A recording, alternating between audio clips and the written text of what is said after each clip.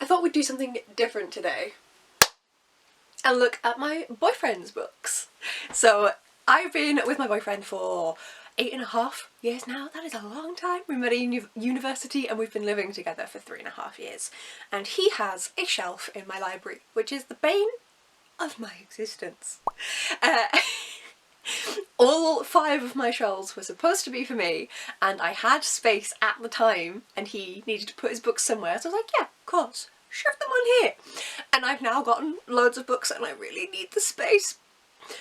But his books So, this was inspired by the Instagram account Shipshape Smithy, say that 5 times fast, because I mentioned our library. I called it our library and she was like, who else is in this library? My boyfriend! That's who. These are his books. I usually have my shite just kind of in the way on the shelves, so I have removed them, and we're not going to be taking too long, but we are going to have a little look through them. He also has a bookshelf downstairs that we will have a small ponder through. So, let's take a look. These bad boys are all Terry Pratchett. Up until here is Discworld. This is not all of his Discworld books. Some of them are downstairs, some of them are at his parents' house. It's a whole thing. But yes, this is Discworld. There is a book missing. I am currently reading it. This is the part of the shelf that we both use the most. This is definitely the joint part of the shelf. This one is where we actually start on his books. So, he has an eclectic mix. I also should probably put my glasses on so I can read the title of the books, but that's not the point. Oh god, these are tightly squeezed in. What have I done to his shelves? So we have Tokyo Year Zero. I guess this is about the bombs. Yep.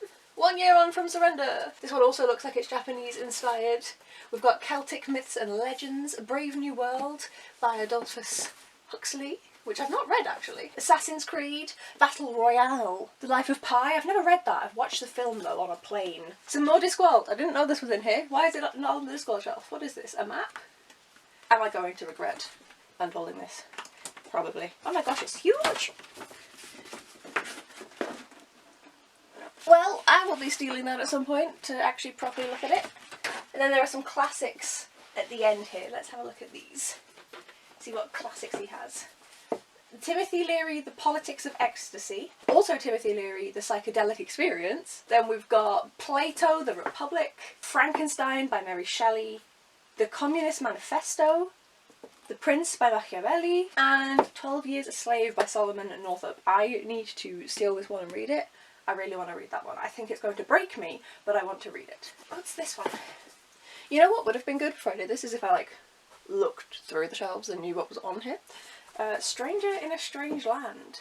The Hugo-winning bestseller they wanted to ban. Many years in the future, Valentine Michael Smith's upbringing is exceptional. He's an orphan child to 2 astronauts killed in space. He's raised in Mars and then brought back to Earth 25 years later. That sounds pretty good actually. Right, well, apparently I'm stealing that one too. This is not good for my TBR. The Crystal Prison.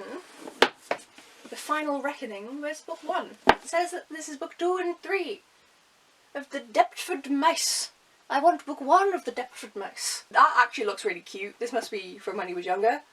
Yeah, this is intended for kids, so must have been from when he was younger. I need this. I want to read it. That looks adorable. Okay, we descend. We descend further. What is on this shelf? This is a selection of comics. Starship Troopers.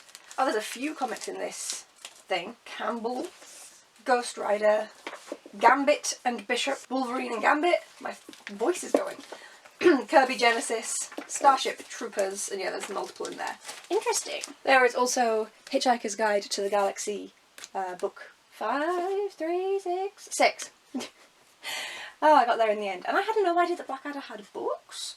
There's some more Terry Pratchett here as well. So this is Empire of the Sun, a book about the Second World War based in Japan. So I might steal this one at some point. I'll pop that up there for now. We have these 3 books by Terry Pratchett that I don't know. The Johnny Maxwell collection.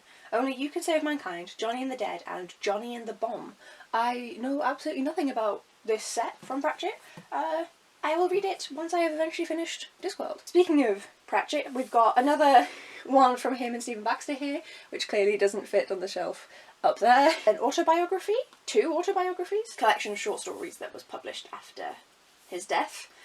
Patrick Stewart's autobiography, Making It So. Sophia. Oh, I remember this one because I got him it. In 1876, Sophia Dunleap Singh was born into Indian royalty. Boobity boobity boobity boop. Goddaughter of Queen Victoria, and then she travelled to India in defiance of the British government and returned a revolutionary for Indian independence. Then, so we have, I'll just take these out. We have the Silmarillion, which is in perfectly decent condition, but we also have Lord of the Rings by J.R.R. Tolkien with tape and no front cover. I know this is because my boyfriend took this to school with him back in the day and had it in his school bag for a very, very long time as he read through the entire thing. This was his dad's copy, which his dad no longer has access to because he doesn't need to know that it's like this, but you can see that it is a very clearly a beloved edition of Lord of the Rings. We've got a tiny bit of manga here with the first 3 volumes of Bleach and 3 books by Tom Wood with short, punchy titles. The Hunter, the Enemy, and The Game. Has anyone read these? I've not heard of them other than seeing them on this shelf. This shelf seems to be a bit of a mix. How am I down here? You can probably just about see my head. Hello. So on this shelf we have some Roman stuff and some... Is this Viking or is this also Roman? Oh no, none of the above. This is the Khan Dynasty. Interesting. I'm sure this is actually like a really good book. Yeah, this is all about Genghis Khan. And then there's a section here that's got like Roman history in Britain. And then there's a couple of sci-fi classics. We have I, Robot by Isaac Asimov and Do Androids Dream of Electric Sheep by Philip K. Dick. Both of these inspired adaptations of the television and film Variety, which he's seen those, I know that. We do have some gaming, unfortunately. At the time I know that, actually I don't know if he's read Norse mythology, I have, and he read American Gods and he did like it, but we don't stand gaming in this household anymore. Bastard. Ruining good omens. Then we have Stephen Erickson, who I've not heard of, and I feel like that is a problem. The first book in this series is called Gardens of the Moon, and this appears to be like a high fantasy series. Am I just like massively missing the boat on this? Is my boyfriend like really like onto something here? How have I not heard of this? But yeah, I know nothing about this. The Mazlan Empire simmers with discontent. And then you can see how much he has enjoyed these books over the years, because this one is also missing the back cover. This is awful. I personally think that it's good when people have books that are very like run down and very used, because it shows that they are beloved. Just to give you my thoughts on that from a tiny head down at the bottom here. I've not heard of this series. I assume that these are all, yeah, these are all part of it. Is this one part of it? It is! This giant airport paperback is part of it. Joins the ranks of Tolkien and Donaldson in his mythic vision, perhaps then goes one better. That is a high set of praise, SF site. What about this one? Is this also in it? It is! These are all in it, they're just different editions. How curious! Okay, so in here we have Battle Royale as manga. We had Battle Royale as a book further up, didn't we? And then we now have it as a manga. So that's over here. Obviously I've heard a lot about this because it inspired the Hunger Games, so I am very curious to read that at some point in my life. There's also the Etymologicon by Mark Forsyth, which my partner loves etymology of language and words, and I am actually quite curious too, so I'd love to read this one at some point in the future. Hannibal Rising, Silence of the Lambs, and Hannibal, so we've got some Hannibal here, obviously. What is that? How to cope with stress. So, this is where it gets interesting. So, hello. Just shoving my head back in, hello. So, he did a psychology and counselling degree and then did a neuroscience master's. So, this is where those books start to come in because they are big and heavy, so they are at the bottom of this bookshelf. So, that's what Full Catastrophe Living must be a part of. It's how to cope with stress, pain and illness. And then over here we have some Calvin and Hobbes books, which I've never looked through. Ah, it's just collections of the comics. Oh, that's so cool. So this one is It's a Magical World. Then we have There's Treasure Everywhere and the Calvin and Hobbes 10th Anniversary book. These are far too big to go on a shelf, and yet here we are. Ooh, I might steal that. Man's Search for Meaning, the classic tribute to hope from the Holocaust by Viktor E. Frankl. See, this is the problem with me doing this. I just want to take books. Give them to me. Some little books here about the Dalai Lama. He is a Buddhist, my partner, so this makes sense that he has the works of the Dalai Lama in here. Fatherland by Robert Harris. Fools and Mortals by Bernard Cornwell. He does really like Bernard Cornwell's books, but he's behind, and so we just haven't went any further with that.